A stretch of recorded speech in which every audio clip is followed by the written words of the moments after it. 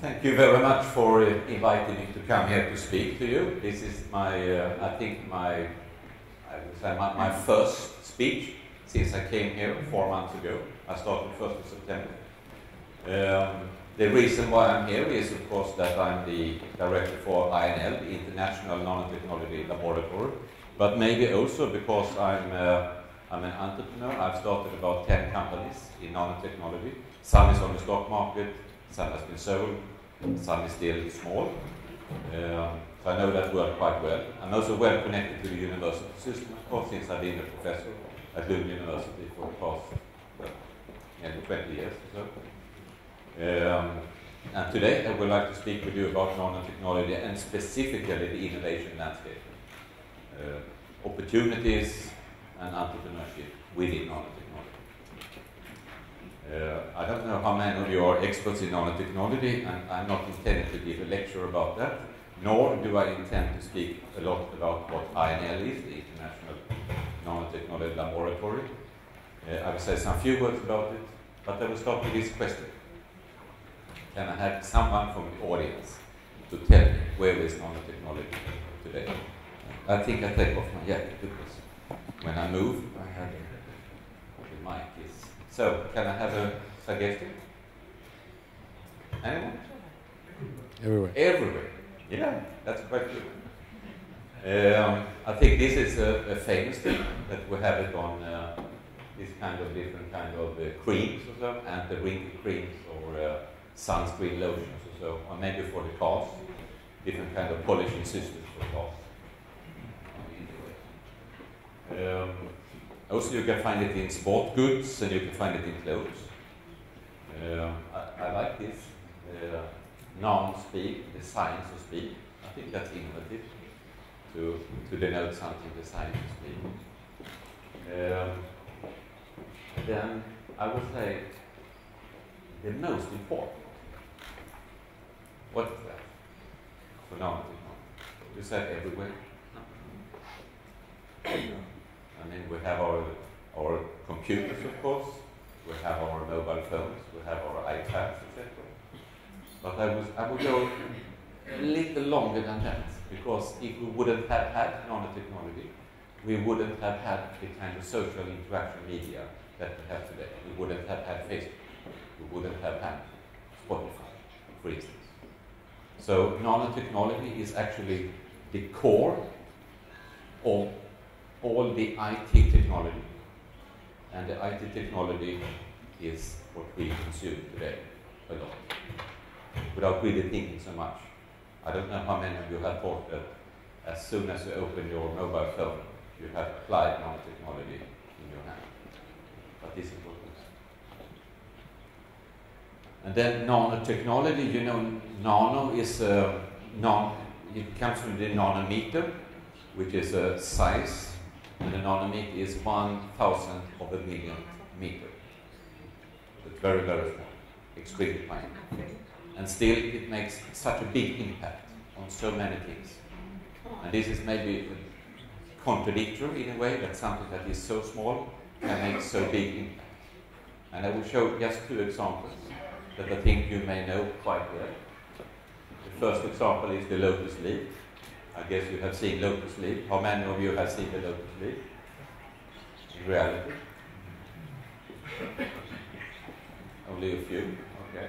If we look in a microscope on the lotus leaf, you have this kind of microscopic and also nanoscopic, all these small dots on the surface. They are on the scale of nanometer. And these all small dots gives this lotus effect, which makes the water droplets to roll off the surface. It doesn't wet the surface. And when it rolls off, it takes all the dust, all the particles on the surface. So the lotus flower leaf is always clean. And this you can use in clothes, for instance. So you can apply that today in many different circumstances. If we go to the gecko frog, and we take a magnification of the gecko frog's hands or foot, and the higher magnification, we see these very small, tiny structures, which are on a nanometer scale. They're extremely flexible, so when they come close to the surface, many of them make contact, and between each of these there is a very strong force called van der Waals force, which is very attractive. And since you have many of these attractive forces, this is the reason why you can climb upside down on the floor or on the ceiling. So if we would have the same system, we could also do that. So it's so powerful. So here you see two examples. This is extremely hydrophobic. It doesn't want to marry with something. It has a different sex, right? And here it is very much attractive, and still it's a feature of the same kind of thing. It structures on a nanometer scale. In one case, an extreme attractive force, attractive feature, and a more repellent feature. But it's the same thing in a way, but two completely different kind of structures. If we go further, you know the butterfly collars. I think you have been collecting butterflies when you were kids or in school. And they're beautiful colors. And the interesting thing is, of course, even when they're dead, they keep the colors.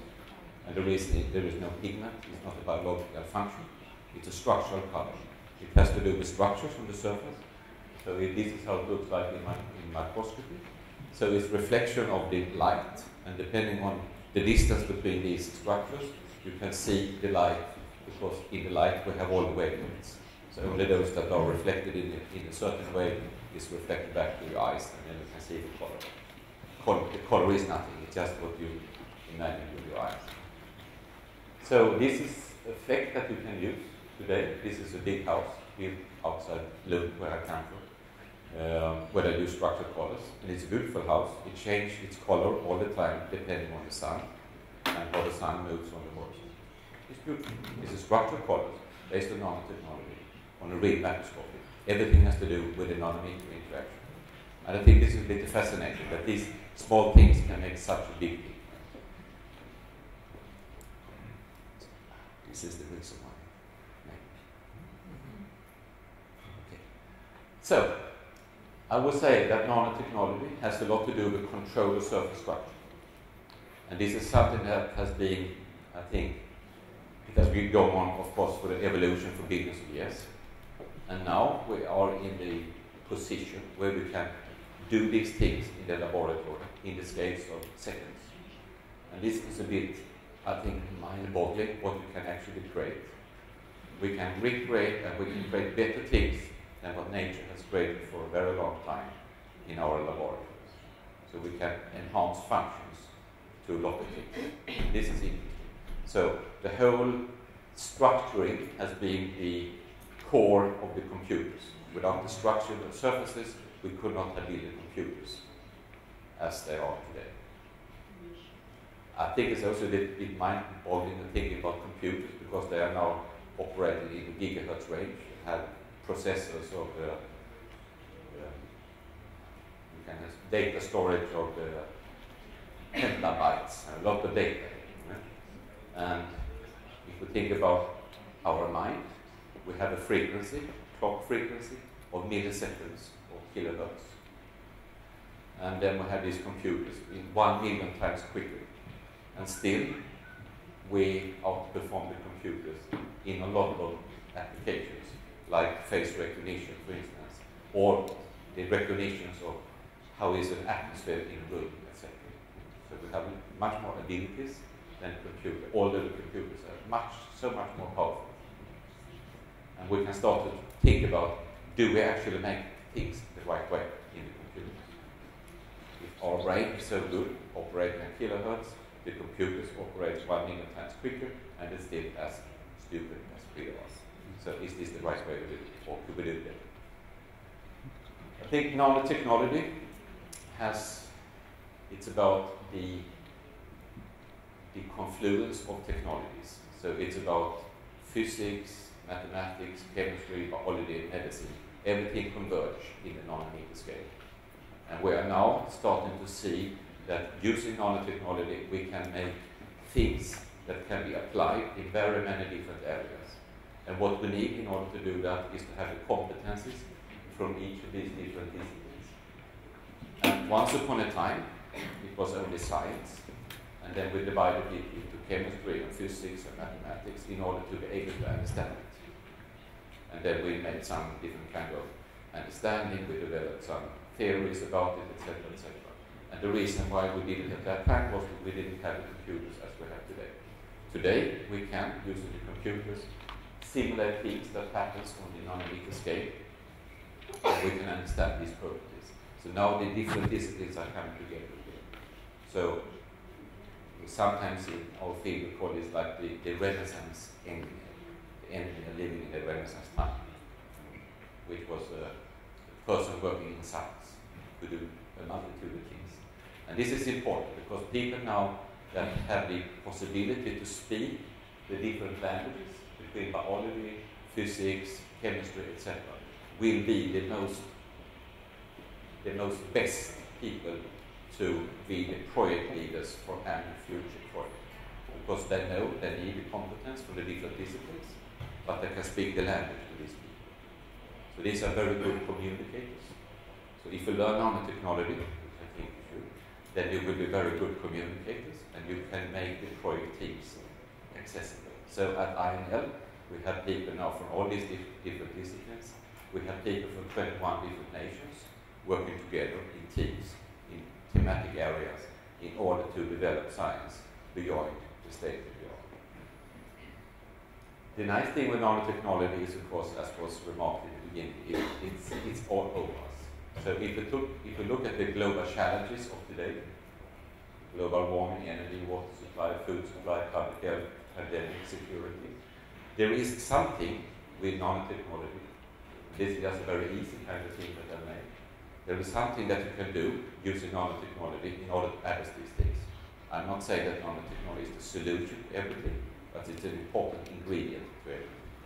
And this is why it's so important. For many persons, when I meet them, nanotechnology is about particles, and particles could be, if you eat them or you put them in the blood, so that could be a security issue, a safety issue, or risk issue. But nanotechnology is so much more than particles. Particles is only maybe the thousandths or a million of nanotechnology. So nanotechnology is much more than that.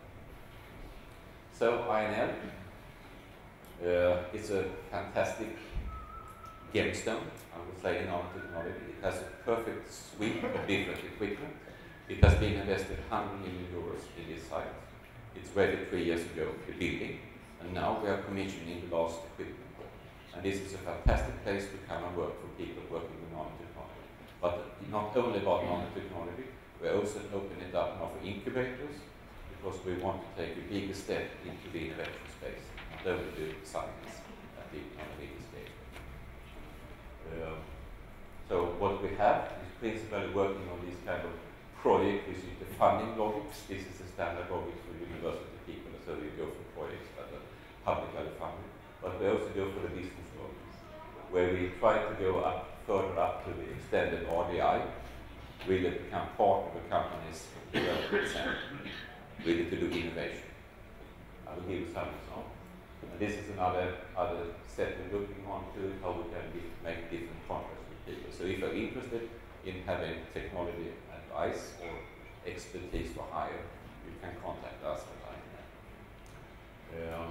And the most important is maybe what we're doing is we're working on, I would say, exploratory nanotechnology. We work in many different fields. The three strongest fields for the moment is health, food, and environment. That we have active programs. But we do work with all other things as well. And maybe the most important thing is that it's not only a big institution in Portugal. We are an international institution by status. So from a status point of view, this is like a diplomat. I'm head of mission. So we are an international territory, and we are the only international nanotechnology laboratory in the whole world. And this means we can speak with the international fund. We can speak on the international scene about nanotechnology. And we can attract people from all over the world to work with the projects that we have. So if a company comes to us and says we have this specific problem, even though we don't have a specialist ourselves, we can easily speak with a specialist worldwide and make them to come here. Of course, they have to agree to do it, of course. But this is a possibility. So we're not only working with a local company, we also work with a worldwide company. So we are an international institution working in the international arena in the local ecosystem. And we're building this local ecosystem now because it has not been built the past 3 years. And I would like to speak about innovation capacity. There is a linear model, usually saying that a scientist should make a discovery, and then after some time that discovery should be commercialized, and then at some point maybe that commercialization will lead to an innovation, a better service or product. And this is a very slow process, it takes a long time. So the time from discovery to innovation, what really go into the market, is maybe 10 years on average. And this means it's a slow model. And what we like to do is to do an accelerated deployment, starting with the company's needs, what they have today. So this is about the dreams. What are the dreams? And then if we get to know the dreams, we can say, okay, we can team up the technologies that can make these dreams available. We don't know yet if it works, but we can try. And then we develop it together. So this is accelerated deployment. And this has to do with working much higher up in the value chain, not only about how to do things at the knowledge scale, but actually make things to work higher. Let me take some few minutes just to talk about one radical innovation that is going to happen right now. It's a sector which has had a very strong influence for our modern society. And this is a quiz for you. You are going to think about what the sector is. It's a sector where standardization is absolutely instrumental. And it's a sector that is now going through a spectacular change. What kind of sector could that be? I think it's very difficult. It should be. So, you know the lighting sector. Once upon a time we lived outside, we had no lights, and then we could only work when it was daylight. Then we had a fire. In the evening we got some light. And the lighting, when lighting was introduced by Edison and General Electric to actually make it to reality, then we could bring the outside light indoor and make homes and make our offices, factories, etc. be enlightened, having light. So lighting has been disruptive to build our modern society. But I would say it is God's doing. So far, it's only about more or less light. We turn on the light in the morning, we come to the office, turn on the light, we have the light on, the same light the whole day, in the evening we turn it off. If we look outside, there is a difference. The sun goes up, more bluish light in the morning, become even more white in the middle of the day, and then more reddish in the evening. And this is the natural cycle. And we have not got it. But we need that natural cycle inside as well. So we are living in a gigantic experiment. It's about 100 years ago.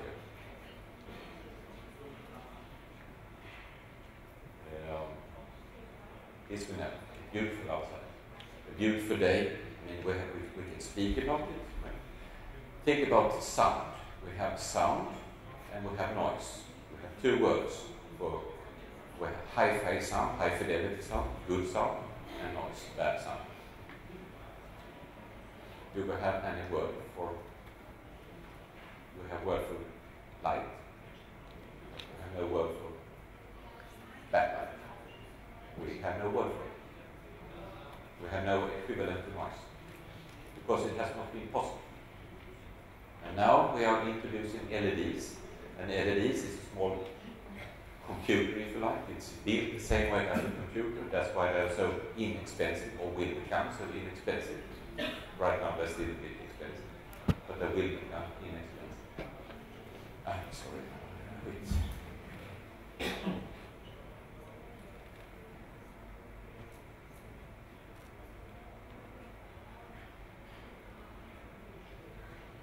we know this, right? And the standard lamps are going to be forbidden, and we replace this with LEDs. If you go to the IKEA shops today, you can only buy LEDs.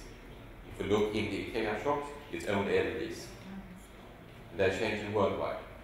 Every IKEA shop, every IKEA storehouse is changing to LEDs, for instance. So they're driving innovation. This we know for sure, that inside we have to have these kind of lamps that makes our plants be more happy. And still we have not got it, that we also need this special light in order to make us happy. We know that yellow light is an alerted light, and you said that you like the red color. Red color puts the brain in a more speedy mode. This is for sure. We know about this circadian rhythm, that when we travel from west to east, we feel the jet lag. I guess you feel the jet lag. Maybe not yet because you came yesterday, but tomorrow you will feel it. But then you're going back, so you will never feel it. But people usually feel the jet lag. And the reason for the jet lag is we have an internal clock, which is like a 24-hour clock. And it's synchronized with the daylight. It's the third photoreceptor. It's the third photoreceptor that was discovered 10 years ago. In school, we learned about cones and rods that are responsible for the vision. And 10 years ago, we discovered the third photoreceptor, which is sensitive to the bluish light, and synchronized with the blue sky around noon every day. And if we don't have that blue light in our offices, we get lost. We don't get synchronized. So that's why natural light is so important. And this is the reason why people working night shift have a higher rate of being more suicidal than the other ones, for instance. They have other kind of diseases. So there are a lot of lateral related diseases. People in the north of Europe, at this time, they have no daylight at all. In the summer, they have daylight 24 hours a day. This is different. So we have a lot of diseases. We know that with the correct lighting, we can double the number of spontaneous conversations in an elderly care home for elderly people. In this case, it was dementia. We can double it. It's not about 5% increase, it's double. The social activity can increase with about 50% with the right light. In school system, we can have 35% increase in reading speed with the right light. And this will change, of course, how people can learn. We have 76% reduction in hyperactivity and 45% drop in frequency of errors. So these are the things we can do with light. And now we are going in, we are buying LEDs where we can recreate the light outside. We can do all the wavelengths, all the colors to light using LEDs. Yeah, here comes this really short. And we know this, I mean, light is nice. Huh? We appreciate light, we speak about it. Say, oh, this is a beautiful sunset, or this is I'm walking in the forest and you have the daylight, the sunlight coming through the green leaves. It's beautiful. And still we haven't got it. But we haven't had a chance. So now we are living in I would say, what people call the smart lighting, some people. And what is the future is to live in a much more interactive, intelligent, and active lighting system. So this is what some people now have coined smart living light. So it's the right light, the right place, for the right occasion. So it's personalized lighting. And we can start to think about that today if all you would have personalized lighting. And I would say what happens now as a consequence of this is that we are making radical innovations. So this is the present paradigm. As a consumer, you go to a shop and you buy your lamp, which is made by some manufacturer. And then you turn it on and off. And when you turn it on and off, the only thing to think about is the electricity consumption. You don't pay for the electricity, you don't pay for the light. Mentally, you pay for the electricity, not for the light. The light is for free. You pay the electricity. So what happens now when we go into the LEDs, that we can tune to every kind of light we like. You can start to think, okay, what will happen then? Well, we know the mobile phones. They are rather stupid if you don't put the service to it. So someone is going to provide service to you so you can get the light you should have or would like to have. So there will come up new kind of value change. There will be quality suppliers which provide you with the quality that you like. There will be new system suppliers, system installers. There will be new suppliers that work with the quality suppliers, with the energy suppliers. So there's a whole new kind of business structure that pops up just as a function of the nanoscopic dimensions in the LEDs, making it possible to make lights of all colors. You may know that last year's Nobel Prize in Physics was for the LED. There were 3 Japanese people who shared the Nobel Prize in Physics for LED. This year is the International Year of Lighting. The United Nations has declared 2015 as the International Year of Lighting. And you can do so many things with lighting. If you think about the traffic lighting situation on the street, you can signal with the lamps in order to have emergency to find a way. Or if there is a fire in a house, you can signal with the lamps so the firemen know which place should they go to. Or if there is someone having a disease or have to be rescued by ambulance team. So lighting will go from having a product into a service. So it will be a service. And just recently, maybe you know, 1 year ago, Google bought a company called Nest, which was a company that made sensors for indoor climate, controlling humidity and air quality. And just, I think 2 weeks ago, they introduced or they launched the new program together with Philips. And Philips makes the LEDs that are adaptive. So now Google is working with Philips and with Nest in order to provide the light that you'd like to have as a service in the future. So there are a lot of things happening.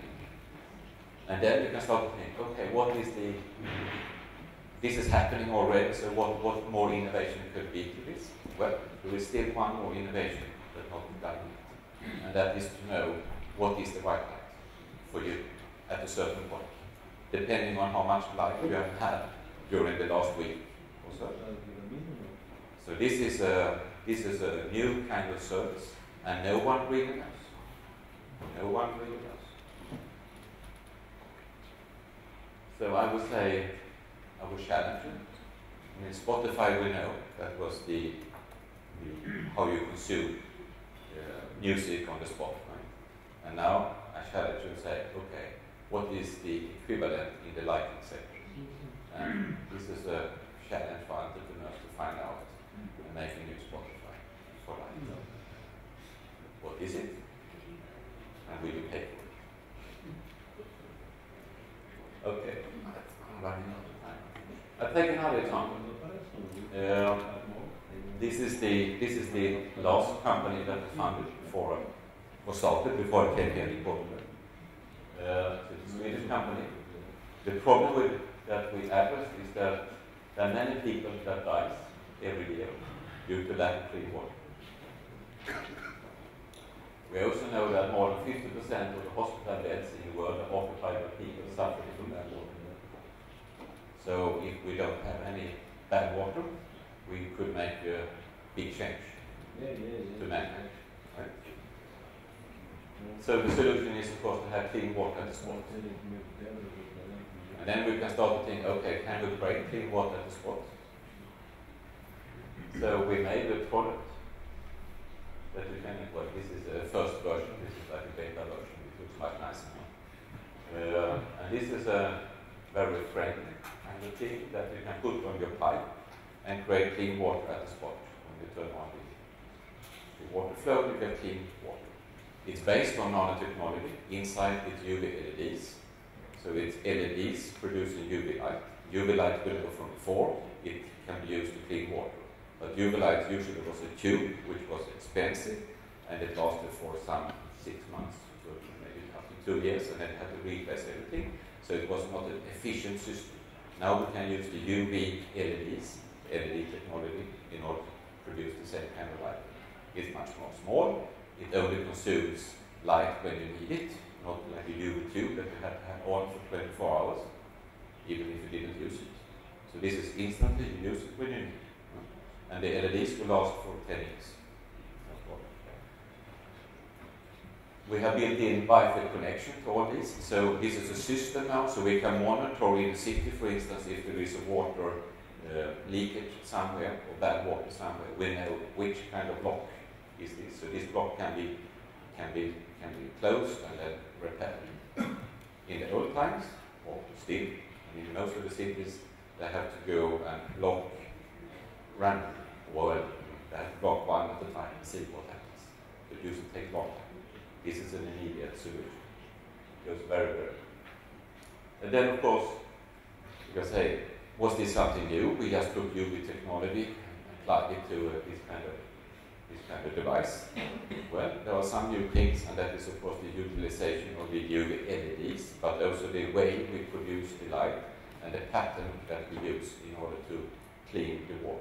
What happens in the water is that we crack all the bindings of the DNA. That's how it works. So it's not safe to have it outside to people who wouldn't be exposed to it. You know, if we get too much sun, we get our burn, the skin, etc. So it has to be closed. So we have a lot of things in this that is good. And I would say that there is a sometimes called the value of death, which is the difference between the research and how to reach the market. And this is some kind of facility, kind of cartoon that people are talking about, that you have to build these pillars that you go from, maybe there's a pilot scale production unit, and then later on, further to the market, it's more to the market's forces. And here's more the public funding over here.